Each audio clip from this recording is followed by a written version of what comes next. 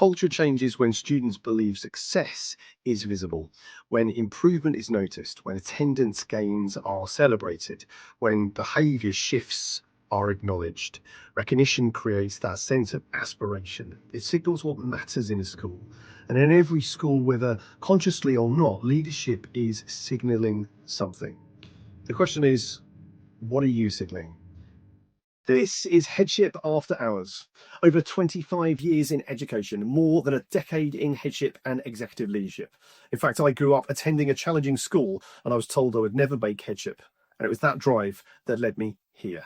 I've led some of the most complex schools in the UK, improving behaviour, stabilising attendance, rebuilding culture and strengthening retention, restoring that community trust back into our UK schools. I've carried the full weight of inspections, accountabilities, parental scrutiny and system pressure. I'm a future leader, alumni, MPQH, MPQEL and level 7 accredited coach. But more importantly, I'm still a leader.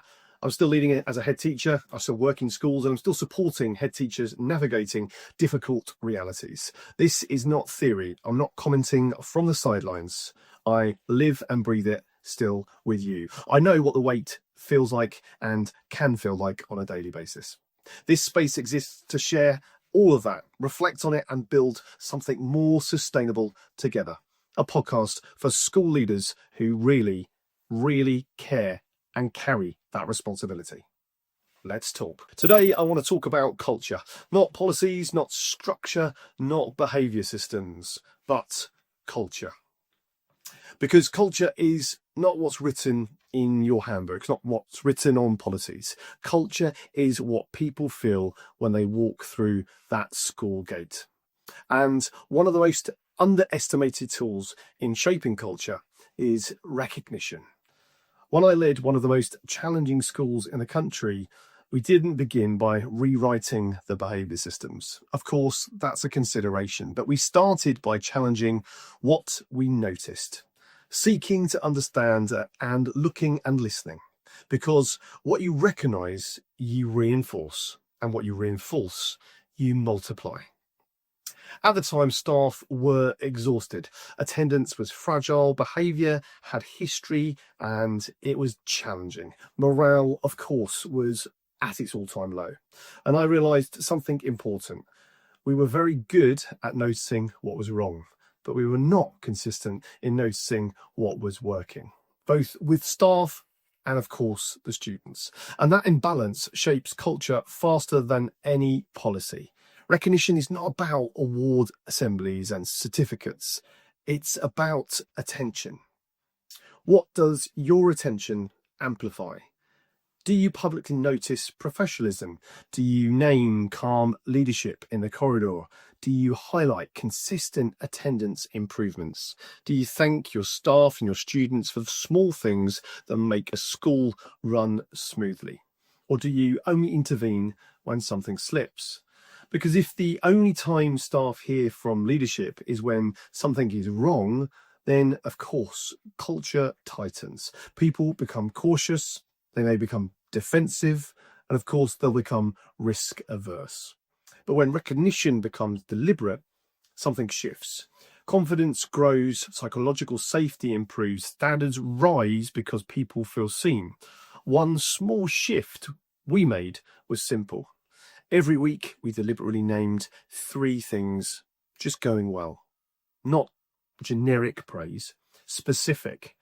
This departmental improvement punctuated by about 6%. This members of staff then handling difficult situations with calm authority translated. This improved transitions. It sounds small, but clarity and recognition builds that sense of momentum. There is also something really powerful about recognising effort, not just outcomes. In challenging schools, outcomes can take time, but effort is immediate. When leaders recognise professional effort, it tells staff, I see the work, I see the intent, I see the resilience. And of course, that builds loyalty. Retention improves not only because workload shifts, but it improves because people feel valued. Recognition also, of course, applies to students. Culture changes when students believe success is visible, when improvement is noticed, when attendance gains are celebrated, when behaviour shifts are acknowledged. Recognition creates that sense of aspiration. It signals what matters in a school. And in every school, whether consciously or not, leadership is signalling something. The question is, what are you signalling? There is a discipline to recognition. It must be consistent, it must be specific, and it must be flair. Empty praise, it can erode credibility. Targeted recognition builds it. And when staff see you notice widely and accurately, trust grows. Building culture through recognition is not soft leadership. It is absolutely strategic, because culture is the operating system of a school. And recognition is one of the fastest ways to reprogram it as a central process. If you're listening and wondering where to start, well, start here. Start by subscribing, liking, and noticing the one thing that you might previously have overlooked. Name it, be specific, be public if appropriate, and of course, repeat it tomorrow. Sustainable culture is not built through grand gestures. It's built through repeated signals. And leadership signals really matter. You can't control every variable in a school, but you can control what you amplify. And what you amplify becomes culture. If something in this episode has resonated, sit with it for a moment. Leadership is not meant to be carried in silence.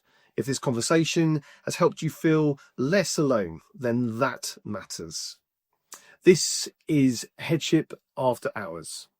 And of course, we'll keep talking and stay connected.